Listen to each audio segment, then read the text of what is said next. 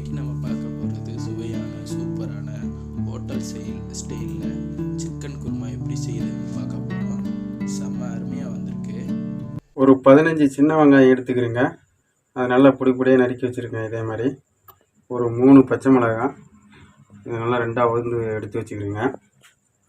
தக்காளி ஒரு தக்காளி போதும். ஒரு தக்காளி இதே மாதிரி ஸ்லைஸாக நறுக்கி வச்சுக்கிறேங்க.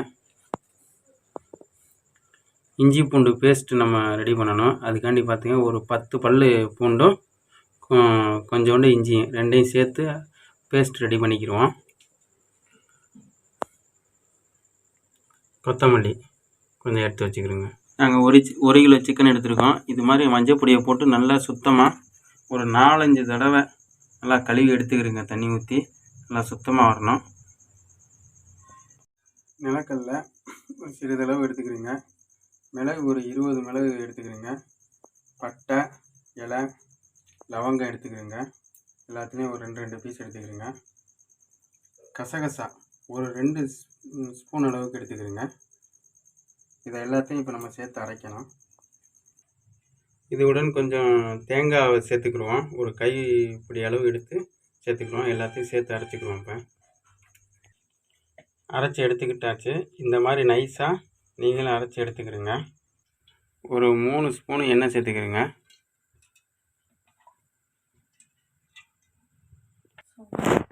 சோம்பு ஒரு ஸ்பூன் சேர்த்துக்கிறீங்க.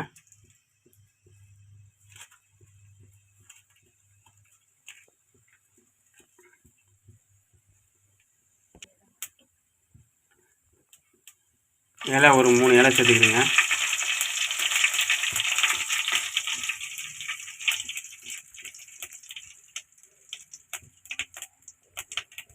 நம்ம பொடியாக நறுக்கி வச்சுருக்கேன் வெங்காயத்தை சேர்த்துக்கிடுவோம்.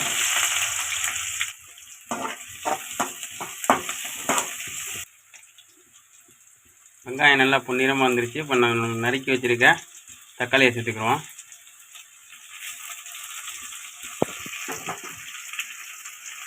நல்லா வெங்காயம் தக்காளி நல்லா வதங்கட்டும்.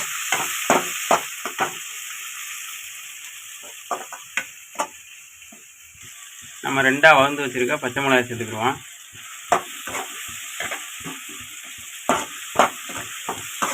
எல்லாம் நல்லா மிக்ஸ் ஆகிற அளவுக்கு நல்லா கிண்டி விடுங்க.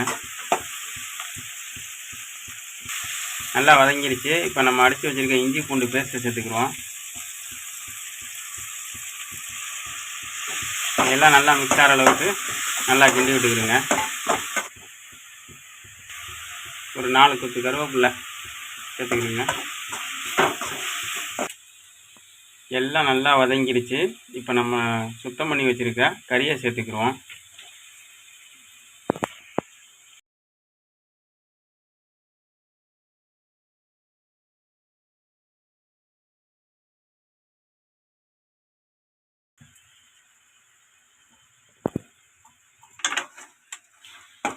நல்லா வெங்காயம் தக்காளி கறியோடு மிக்ஸ் பண்ணுற அளவுக்கு நல்லா கிண்டி விடுங்க. உப்பு சேர்த்துக்கிடுவோம். 1 ஸ்பூன் உப்பு சேர்த்துக்கிடுவோம். நாங்கள் கல் உப்பு சேர்த்துருக்கோம், அதனால் 1 ஸ்பூனு. இதுவே நைஸ் உப்பாக இருந்தால் நீங்கள் 2 ஸ்பூன் சேர்த்துக்கலாம். ஒரு 5 நிமிஷம் மூடி வச்சு வேக வச்சுக்கிடுவோம். 5 நிமிஷம் ஆயிடுச்சு. ஒரு 3/4 பதம் வெந்துருச்சு. இப்போ நம்ம மசாலா சேர்த்துக்கிடுவோம். 2 ஸ்பூனு மிளகா பொடி சேர்த்துக்கிறீங்க. இந்த மிளகா பொடி வந்து மல்லி மிளகா எல்லாம் சேர்த்து அரைச்சது. நீங்கள் தனித்தனியாக இருந்தால் நீங்கள் தனித்தனியாக அதுக்கேற்ற மாதிரி சேர்த்துக்கிறீங்க.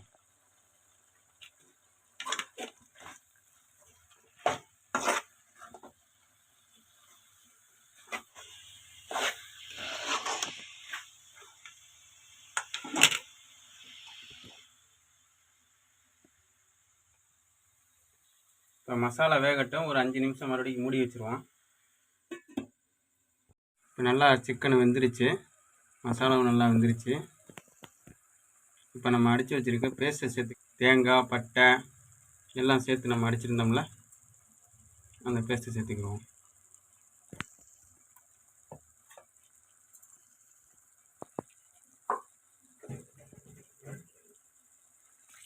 ஒரு 200 ml தண்ணி சேர்த்துக்கிடுவோம்.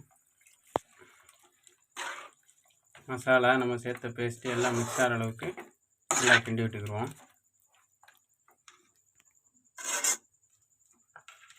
ஒரு 10 நிமிஷம் மூடி வச்சுக்கிருவோம். ஏன்னா நம்ம இப்போ சேர்த்த அந்த தேங்காய் எல்லாமே கொஞ்சம் ஓரளவு வேகணும். அதனால் ஒரு 10 நிமிஷம் மூடி வச்சுக்கிருவோம். சிக்கனும் நல்லா வெந்துருச்சு. நம்ம சேர்த்துருந்த மசாலா பேஸ்ட்டு எல்லாம் நல்லா வெந்துருச்சு. பாருங்கள், இந்த எண்ணெய் நல்லா திரண்டு வந்திருக்கு. இப்போ நம்ம சின்ன சின்னதாக கட் பண்ணி வச்சுருக்க கொத்தமல்லியை சேர்த்துக்கிருவோம்.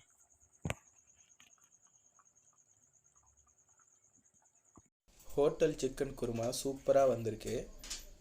செம்ம டேஸ்ட்டாக வந்திருக்கு. நீங்களும் வீட்டில் செஞ்சு பார்த்துட்டு வீடியோ கீழே கமெண்ட் பண்ணுங்கள்.